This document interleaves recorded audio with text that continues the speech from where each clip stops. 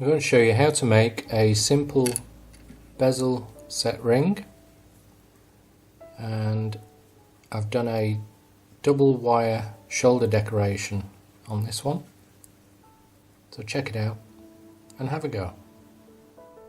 I'm going to start by making the setting first, and I've got a piece of sheet silver here that's 0.5 of a mil thick. You can be a little bit thicker, and the stone fits comfortably on there with room to spare. I've also got a strip of silver that's 0.7 of a mil thick, and the width of it is the same as the thickness of the stone. So there's various ways of making the setting. You can do the measurements and cut it out beforehand. This one is 10 by 14, so you can work out the length that you need with those measurements, but in this case I'll do what I normally do, and let's just turn the strip and work with the stone. It's a lot easier that way. To do that, you don't twist and turn the pliers, you clamp the metal and then bend the strip around, and by doing that you get a more consistent curve, so we can work on getting the right fit.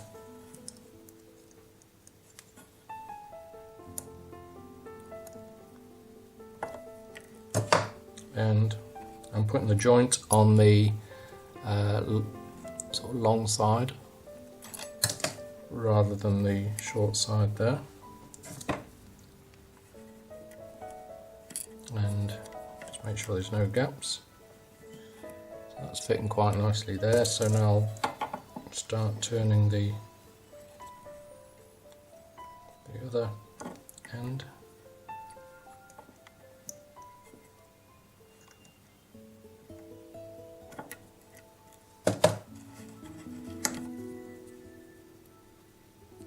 And you can see that's quite a nice fit as it is, with a little bit of spare there, so I can just tighten that up, and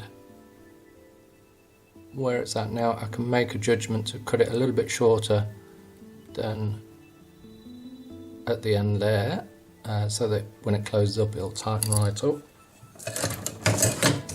Let's tighten this a little bit more. And ideally, when you solder these cabochon settings together, you really want to be able to file it slightly on the inside to get a perfect fit. So now that's holding together. So you can see that there's barely a gap there. There's just one there where my nail is, and I can just make sure that I cut it a little bit shorter to account for that. So just pop the stone back. I'll close the end up as much as I can and make a little bit of a guess of how short I need to make it to get it nice and tight and allow a little bit of file up to get it to fit perfectly.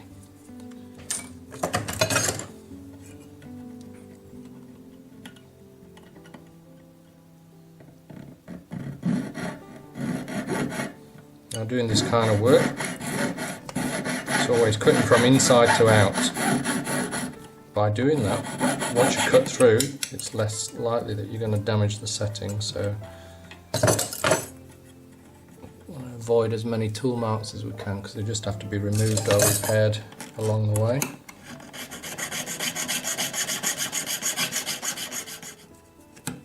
Just cross them over. It even pliers just to bend this end down a little bit. Cross them over and put some tension in the joint there so it holds itself together. Now, if I try that now, it'll probably open the setting up a little bit.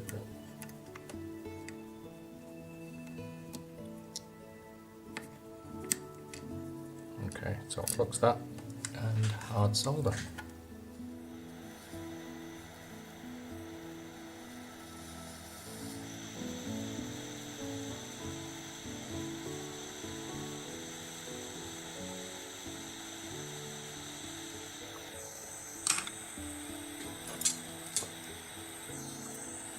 Just turn it around to make sure the solder's gone right through the joint.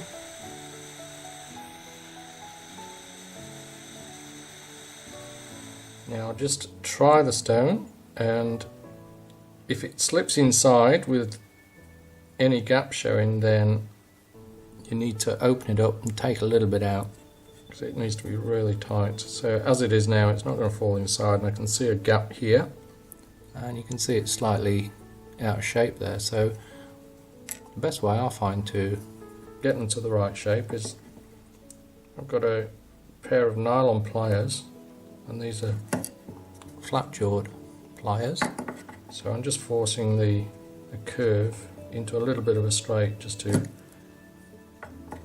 and get the right shape there.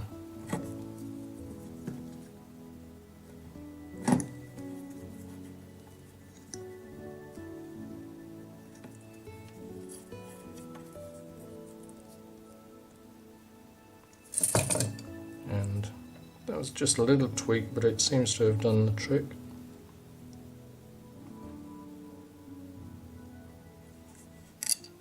So just needs a little bit of a file to get rid of the solder on the inside there.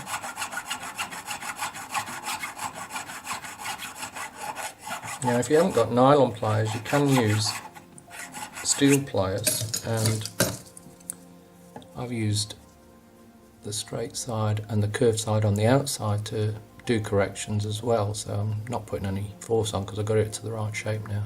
So you can do little tweaks like that. Just make sure you turn it the other way around to copy the other side, because one side will start forming how you want it to, but the other side will stay pretty much the same. So just remember to keep turning it around. Just check. Now the stone is almost going inside.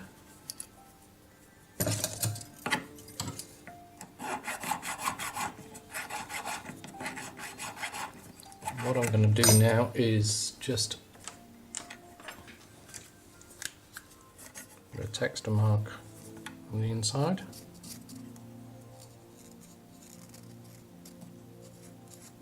Just let that dry. And now as I try the stone, you should be able to see where it's making an impression just there on the texture mark there. So I know I need to do a little bit of a file there.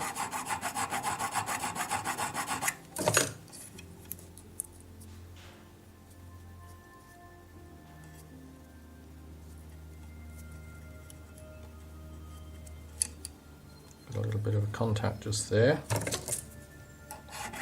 Now I've just put the stone in as far as I can to the setting and just held it up to the light, and I can just see a little bit of daylight through this area here. So I'll go back to I'll go to my steel pliers, because then I can demonstrate what I was talking about earlier.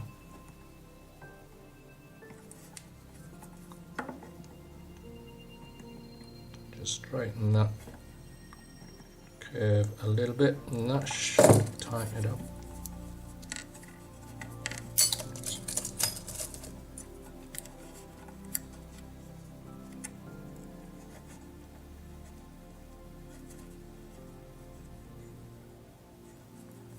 Okay, I can see that it's just catching there.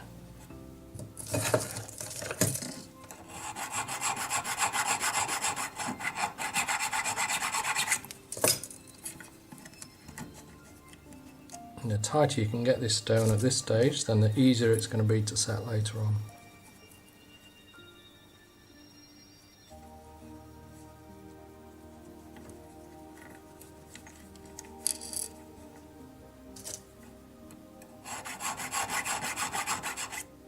And now I've got the stone to go into the setting. It won't go all the way through to the bottom of the setting, but that's fine, because what I can do is just run a burr on the inside when it's all together and ready for setting, and that'll ensure it's really tight. So now I've nominated that's the side that it started to go in at, so that's the top. and the bottom, I'm now going to just flatten off, ready for soldering.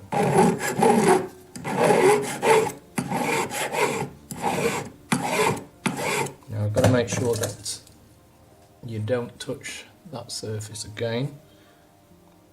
I'll just run some flux around, and if you touch the surface before you solder it, it's going to leave some grease there and the solder's going to have a problem running there. So I'll now just file the surface of the sheet as well.